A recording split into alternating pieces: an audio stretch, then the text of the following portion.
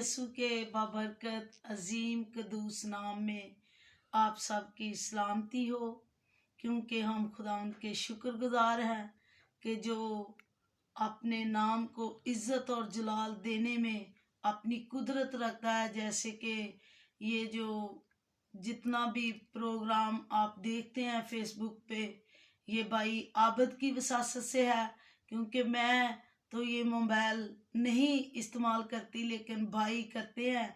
भाई जब भी कलाम की मैं तैयारी करती हूँ, जब भी वो रिकॉर्डिंग करता है तो फेसबुक पे ज़रूर वो लगाते हैं। खुदावंद इनको भी बड़ी बरकत दे, जितने बहन भाई सुन रहे हैं, देख रहे हैं और इस कलाम को जब अपनी ज़िंदगी में लेते हैं, मैं उनकी भी शुक्रगुजार हूँ। और ख़ास करके ख़ास बात ये भी है कि जब कोई भी रिक्वेस्ट करता है कि भाई मेरा ये मकसद है, आज जैसे एक भाई सियालकोट से जो शहजाद भाई थे, उन्होंने आज भी अपना पैगाम भाई आबिद को दिया।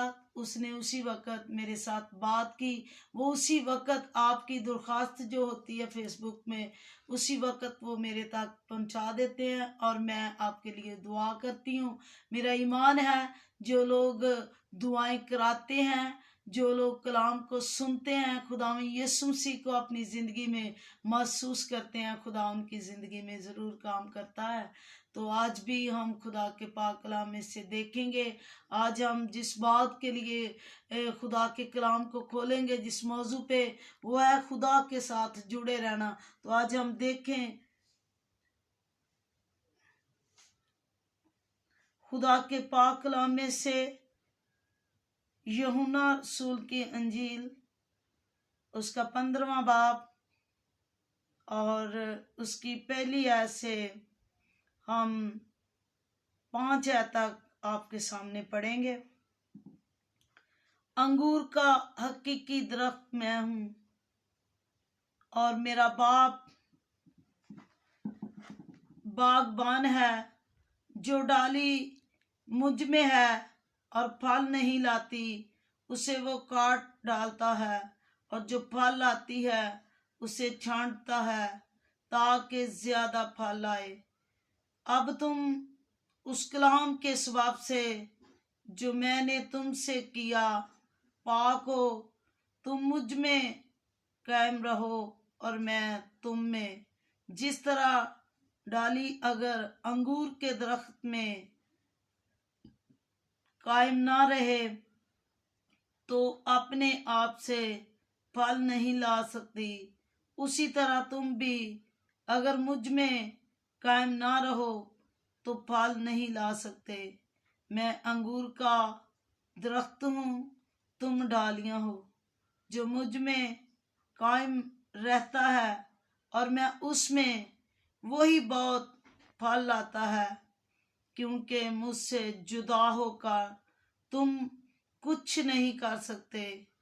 खुदा के पाक कलाम पढ़े और सुने जाने पर हम सब के लिए बाइस बरकत हो, आमीन। आज हम देखें कि खुदा के पाक कलाम में से किस तरह हमने जुड़े रहना है। और खुदा में यीशु मसीह हम देखें कि ये तमसील के साथ हमारे साथ कलाम है कि खुदा में यीशु मसीह ने कहा अंगूर का हकीकी दरख्त मैं हूँ।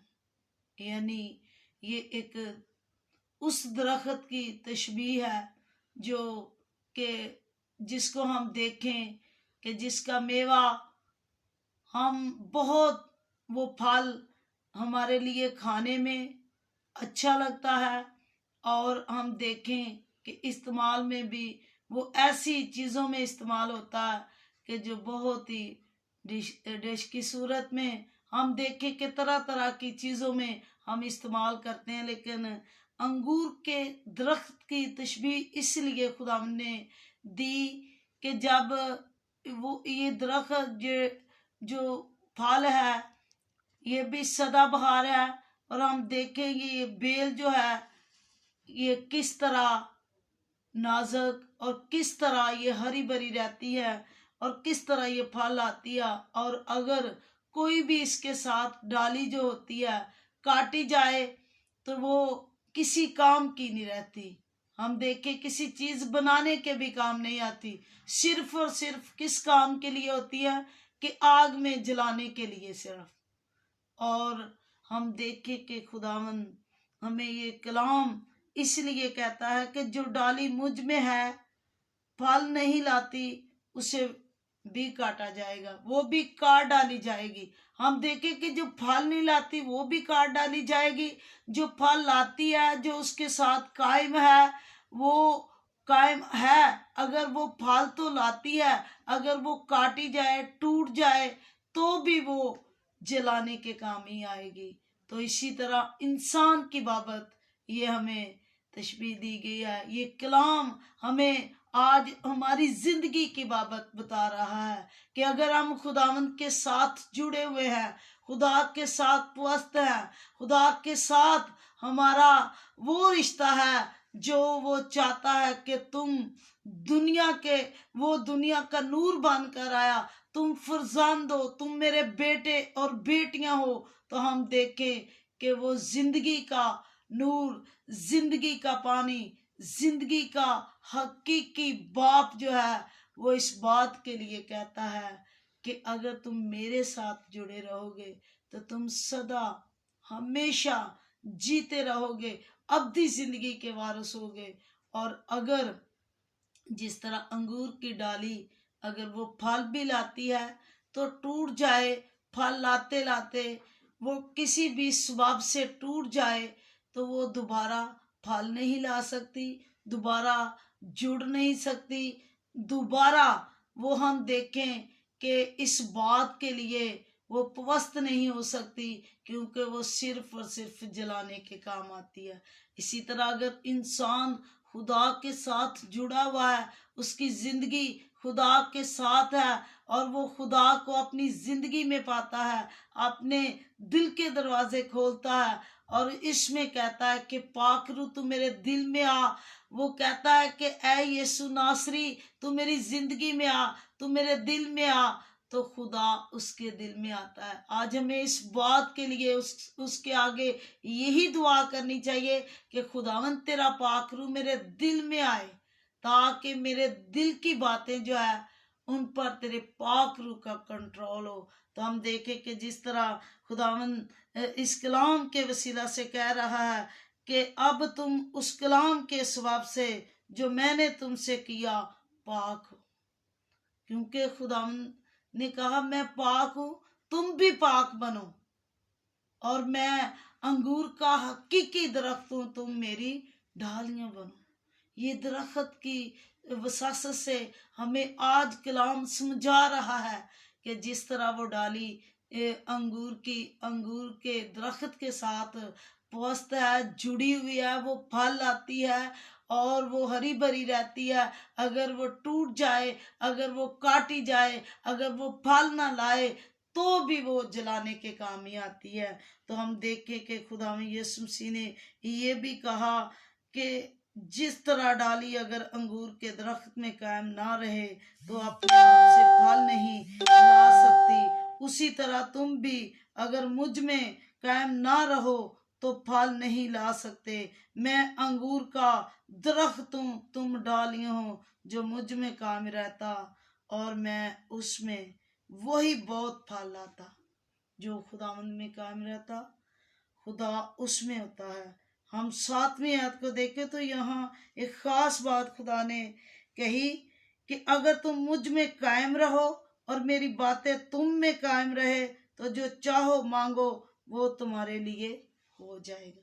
मेरे अजीजों, आज हम देखें कि खुदा का कलाम हमें किस बात के लिए जोर दे रहा है कि उसकी बातों पर अमल करना है, उसके कलाम पर ईमान लाना है और कहता जो कुछ तुम मांगोगे तुमको दिया जाएगा और तुम वही पाओगे जो चाहोगे।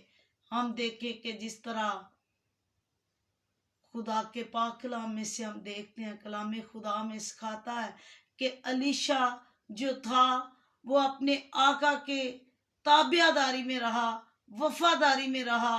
और एलिया जब आसमान पर उठाए जाने वाला था तो एलिया उससे कहता था कि आप जरा यही ठहरे तो मैं यरू को जाता हूँ। तो उसने कहा, खुदावन के हयात की कसम कि मैं तुझे नहीं छोड़ूंगा, मैं तेरे साथ हूँ।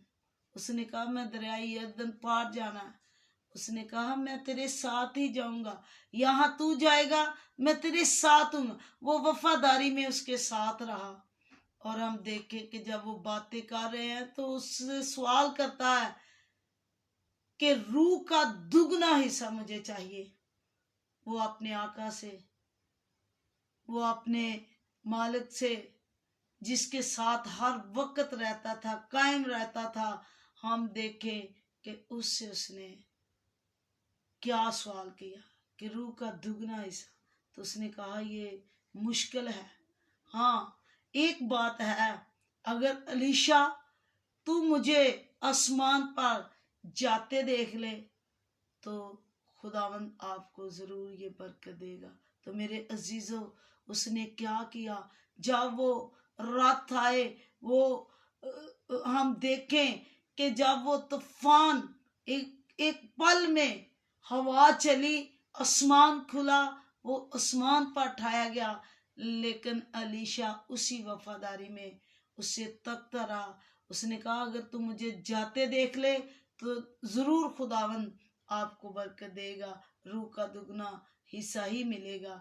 तो हम देखें कि अलीशा जब इन बातों में कायम रहा, उसके साथ रहा, पस्त हो गया, हम देखें कि उसने उस धूड़ की परवाह नहीं की, बल्कि उसने अपनी आंखें आसमान की तरफ उठा ली। और उसे ऐसा ही हुआ कि वो चादर जो उसके ऊपर आई, उसने उसको लिया और खुदावंद खुदा जो इस्राएल का कदूस खुदावंद था, उसके नाम पर उसने, जैसे एलिया उसके साथ करता था वैसे उसने किया और उसने रूह का दुगना हिस्सा लिया। मेरे अजीजों, क्योंकि वो खुदावंद के साथ जुड़ा रहा। आज हम इस बात के लिए इस कलाम को सीख रहे हैं कि खुदा के साथ जुड़े रहना। किस तरह जुड़े रहना? जिस तरह अलीशा एलिया के साथ रहा। हम देखें कि दानियल अपने बादशाह दारा की वफादारी में रहा, लेकिन खुदा के साथ भी वो जुड़ा रहा। उसका रिश्ता जो था वो खुदा के साथ कायम था। जब उनको ये हुक्म दिया गया, ये उनके लिए हुक्म जारी हो गया कि 30 दिन मूर्ति को सजदा किया जाए, किसी और मबूद की इबादत ना की जाए, तो हम देखें कि दानियल अपने खुदा के साथ वफादार रहा, जुड़ा रहा और उसके साथ चलता रहा और उसमें कायम रहा। और जैसे कि खुदा यीशु मसीह ने भी इस कलाम में हमें तालीम दी है कि तुम मेरे साथ कायम रहोगे और मेरी बातों पर अमल करोगे, मेरे हुक्मों को मानोगे, तो तुम जो चाहोगे वो पाओगे, जो मांगोगे तुम्हें दिया जाएगा। तो हम देखें कि दानियल जब वफादारी में कायम रहा और खुदा के साथ जुड़ा रहा, तो खुदा ने उसे शेरों की मांद से बचा लिया। उसने शेरों के मुंह बंद कर दिए। आज वही खुदा, वही इस्राएल का कदूस आपके साथ भी और मेरे साथ भी इसी वफादारी में, वादियों के साथ, क्योंकि वो वादियों का सच्चा और वफादार खुदा है, वो हमें बरकत देता। वो हमारे साथ, अगर हमारे घर में मुश्किल है, परेशानी है, तो हम उसके साथ जुड़े हुए हैं, उसके साथ कायम हैं। और जिस तरह डाली अंगूर के दरख्त के साथ कायम है, तो उसी तरह वो हमें बरकत देगा। अगर हम नौकरी की तलाश में हैं, अगर हम वीज़ा लेने चाहते हैं, अगर हम किसी भी मकसद के लिए खुदा के आगे मेरे अजीजों इल्तमास करते हैं, फरियाद करते हैं, तो वो हमारी फरियाद को सुनने के लिए तैयार है, लेकिन उसके साथ जुड़े रहने में। हम देखें कि जब इंसान परेशानी में, दुख की हालत में, अगर किसी के घर में ऐसा मसला हो जाता है, किसी को अबलीस ने घेरा हुआ है, बदरूहों की वजह से वो परेशान है, तो वो लोग जब ईमान में पुख्ता हो जाते हैं तो खुदा वहां भी अपना जलाल जाहिर करता, वहां भी अपनी कुदरत को जारी करता है। अगर किसी के पास औलाद नहीं, 7 साल गुजर गए, 10 साल गुजर गए, 12 साल गुजर गए, अगर वो बहन, अगर वो भाई खुदा के साथ जुड़ा हुआ है, खुदावंद में कायम है, तो खुदा उसे जरूर अपने वादे के मुताबिक बरकत देता। उसका तो वादा है कि तुम मेरे साथ, तुम मेरे पास आओ, मैं तुम्हें बरकत दूं। किसी भी मुश्किल में हम होते हैं, तो जब हम उसके साथ जुड़ जाते हैं तो वो हमारी मुश्किलें हल हो जाती, वो हमारी परेशानियां, वो बीमारियां, लेकिन जब हम ईमान के साथ उसके हुक्मों पर अमल करते हैं, उस वक्त वो हमें बरकत देता। मेरे अजीजों, आज हमें इस बात पर गौर करने की जरूरत है, क्या हम खुदावंद के साथ जुड़े हुए हैं? क्या हम उस दरख्त की मानद है जो उसके साथ कायम है? अगर नहीं, तो आज हमें कायम होने की जरूरत है, उसके साथ पस्त होने की जरूरत है, उस पर तवक्कल करने की जरूरत है। मेरे अजीजों, वही खुदावंद जो बचाने छुड़ाने की कुदरत रखता, जिसने तूफानों के रुख बदल दिए, वो आज भी अगर कोई कैद में है, अगर कोई मुश्किल में है, अगर कोई तरह तरह की बीमारियों आजमाइशों में है, तो वो बहन, वो भाई, वो बेटी, वो बेटा जरूर खुदावंद के साथ जुड़े, अपने रिश्ते को कायम करे। जब उस पर तवक्कल करते हैं तो वो हमें बरकत देता। तो जब हम अपने ईमान को, बाद दफा ऐसे भी होता है कि कुछ लोग, परेशानियां आई, मुश्किलें आई, कोई बहनें ऐसी मिल जाती हैं, वो सलाह देती हैं, आप फलान जगह पे चले, आप उस जगह पे जाएं, आपका काम हो जाएगा। तो हम ईमान में जब कमजोर हो जाते हैं तो उनकी बात मानते हैं, लेकिन जब ईमान में मजबूत होते हैं तो हम खुदावंद पर तवक्कल करते हैं, क्योंकि कलाम में भी लिखा है कि जब तू गैर महबूदों के पास जाएगा तो तेरा गम बढ़ जाएगा। मेरे अजीजों, हम किसके पास जाना है जिसमें हमारा गम बांटा जाए, जिसमें हमारी मुश्किलें जाती रहे, जिसमें हमारी परेशानियां जाती रहे, उलझने जाती रहे। मेरे अजीजों, उस यीशु के पास आए जिसने हमारा फिदिया दिया, जो हमारे लिए सलीब पे चढ़ा, हाथों पे किल, पांव पे किल ठकवा ले, जो हमारे लिए छेदा गया। खुदावंद यीशु मसीह पर तवक्कल करे, उस पर ईमान ले आए, उसको कबूल कर ले, आज तौबा कर ले। मेरे अजीजों, आज हमें तौबा करने की जरूरत है ताकि हम उसके साथ जुड़े रहें, हमारा रिश्ता उसके साथ कायम हो, क्योंकि उसने कहा मैं तुम्हारा बाप हूं। हकीकी बाप है जिसको हमें अपनी जिंदगी में कबूल करने की जरूरत है, और जिसमें हमें अपने गुनाहों में, बाज लोग कहते हैं हमारी खुदा सुनता नहीं, हम बहुत दुआ करते हैं, दुआ करके सो जाते हैं, फिर भी खौफ आता है, फिर भी इब्लीस तंग करता। क्यों करता? इसलिए कि हम उसके साथ पूरी तरह जुड़े नहीं, उसके कलाम पर अमल नहीं, उसकी बातों पर अमल नहीं करते। जब तक हम कामल नहीं, हम बरकत नहीं पाते, और जब हम कामल हो जाते हैं, उस पर तवक्कल करते हैं, तो मेरे अजीजों, हम बरकत पाते हैं, क्योंकि वो जिंदा खुदा है। आज मेरे अजीजों, जिंदा खुदा के पास आए, आज के कलाम के वसीला से आप सबको बड़ी बरकत दे, और हम दुआ मांगेंगे। जितने लोग भी अपनी दरख्वास्तें रखते हैं, खुदावंद उन पर अपना फजल करे आज के कलाम के वसीला से, क्योंकि खुदा के कलाम में कुदरत है, फतह है, खुदा का कलाम काम करता है। तो आज हम इस कलाम को अपनी जिंदगी में जरूर लें और सोचें और देखें कि हम उसके साथ जुड़े हैं। अगर नहीं जुड़े तो आज हमें उसके साथ जुड़ने की जरूरत है, और उसकी बातों पर अमल करने की जरूरत है। आज हम दुआ मांगेंगे, अजीम कदूस जलाली बुजुर्ग बाप, हम तेरे शुक्रगुजार, क्योंकि खुदावन तू पाक और कदूस और जिंदा खुदा, तू मोतबर खुदा, आसमान को साहिबान की तरह तानने वाला, नूर को पोशाक की तरह पहनने वाला, बादलों को रात बनाने वाले खुदावन, तेरी झिड़की से समुंदर भागा। तू आज अपना जलाल जाहिर कर, आज अपनी कुदरत को जारी कर, क्योंकि आज तेरे सब्बत के पाक दिन में जब हम तेरी इबादत करते हैं, तेरी बंदगी करते हैं, तेरे हुजूर झुकते हैं, तेरे मुकद्दसों के लिए, तेरे खादमीन के लिए बरकत चाहती हूँ। यहाँ यहाँ भी आज खुदावन तेरा नाम लिया गया, वहां वहां तू अपनी कुदरत को जारी कर, क्योंकि जहां हम तुझे पुकारते हैं तुझे जरूर हाजिर होता है। तेरा वादा है यहाँ एक या दो तीन मेरा नाम लोगे, वहां मैं मौजूद हूँगा। तू मौजूद है, तू उतरा हुआ है, तेरा तख्त लग चुका है, तू जिंदा खुदा है, क्योंकि तू कुदरत वाला बाप है। तूने तरह तरह के बीमारों को शिफा दी, अंधे देखते, लंगड़े चलते, कोड़ी पाक साफ किए गए और मुर्दे जिंदा किए गए। आज भी तुझ में वो कुव्वत है, आज भी तुझ में वो ताकत है, आज भी तुझ में वो जोर है।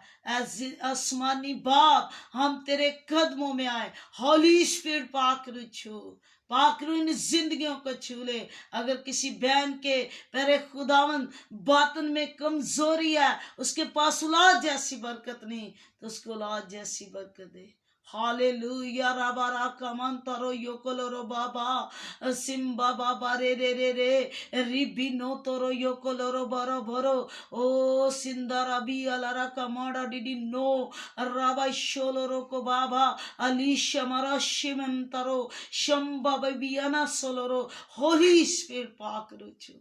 अगर किसी बहन के बदन में गिल्टियां तो वो रिमूव हो जाए, अगर कोई रसोली की प्रॉब्लम है तो रिमूव हो जाए, अगर किसी के बदन में गदूदे हैं तो वो भी रिमूव हो जाए, अगर किसी के गुर्दों की प्रॉब्लम है, किडनी की प्रॉब्लम है, तो वो तेरे कदूस नाम में जाती रहे, क्योंकि खुदावन तू अपना जलाल जाहिर का। शुगर के पेशेंट को शिफा दे, उनकी शुगर नॉर्मल हो जाए, ब्लड प्रेशर के परे खुदावंद लोगों को छू और बरकत दे, ताकि उनका ब्लड प्रेशर नॉर्मल हो जाए। जो लोग मैदे की प्रॉब्लम में है, जिनको खुदावन हेपेटाइटिस सी की लानती बीमारी है, वो भी जाती रहे। यूरिक एसिड, शुगर, हर बीमारी पर तू गालिब आ गया। तूने कौड़ियों को पाक साफ किया, तूने बेवजूदों में काम किया, तूने मुर्दों को जिंदा किया।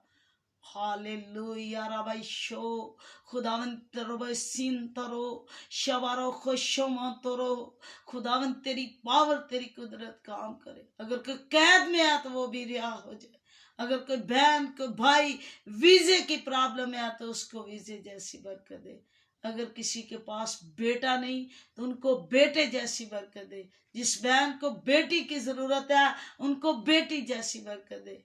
जो लोग अभी तक औलाद जैसी बरकत से दूर है, उन पर भी तेरे कर्म की निगाह हो, क्योंकि तेरा वादा है तू मेरी इबादत कर, मैं तेरे रोटी पानी पर बरकत दूंगा, तेरे मुल्क में कोई बांझ ना रहेगी, किसी का इसकात ना होगा। यहोवा पाक खुदावन तू वो खुदा जो तन्हा को खानदान बख्शता, बांझ का घर बसाता, आज भी ऐसा कर। मेरे गांव पर तेरा फजल तेरे कर्म की निगाह हो। नौजवान नस्ल के लिए बरकत चाहती हूँ, नशे जैसी लानत जाती रहे, जुए जैसी लानत जाती रहे, बुरी रवशे बदी जाती रहे। खुदावन तू नौजवान नस्ल को अपने जलाल में चुनाव कर, ताकि तेरे नाम में कायम हो जाए। आज तेरे कलाम को कबूल कर ले, एक एक जिंदगी को छू, एक एक जिंदगी को बरकत दे। जिसके पास घर नहीं उसे घर जैसी बरकत दे। यहोवा पाक खुदा, मैं तेरा रहम, तेरा फजल, तेरा जोर, तेरी बरकत को चाहती हूँ। ऐ बाप, तेरे नाम में बंधन जुए टूट जाए, मुश्किल के पहाड़ मैदान हो जाए। आज तू हर एक को छू, बड़ी बरकत दे। अपने खादमीन के साथ अपने खादमों को बरकत दे। खुदावंद में तेरे आगे मिन्नत करती है, तू हमारी खिदमत की हदें बढ़ा, तेरे खादम ऐसन के लिए बरकत चाहती हूँ कि खुदावंद उनकी खिदमत की हदें बढ़े। जितने भी खिदमत गुजार लोग हैं, तू हर एक को बरकत दे, हर एक के साथ हो, हर एक को अपने जलाल में ले, ताकि तू बढ़े, मैं घटूं। मैं तुझे आगे करती, अपने आप को पीछे करती हूँ। यहोवा पाक खुदा, तू मेरा जिंदा खुदा है। मैं तेरे कदमों में झुकी हूँ, तू बड़ी बरकत दे इस भाई को जो इस खिदमत को बढ़ा रहा है। खुदावन तेरे नाम में बरकत पाए, मेरे घराने पर तेरा फजल हो। सारा जलाल तेरे नाम को देती हूँ, सारी इज्जत तेरे नाम को देती हूँ। मैं कमजोर, तू जोर आवर मेरा खुदा है। तू मेरी एक एक आवाज को सुन और मेरी दिली आवाज को सुन, अपना कान चुका, क्योंकि तू पाक कदूस खुदा है, मुबारक खुदा है, जिंदा है। इब्राहिम, इजाक, यकूब के खुदावन, एलिया के खुदावन है मेरे आसमानी बाप। मैं तेरी शुक्रगुजारी करती हूँ और मैं तेरे बेटे अपने खुदावन यीशु मसीह के नाम में बरकत को मांगती और पा लेती हूँ। आमीन।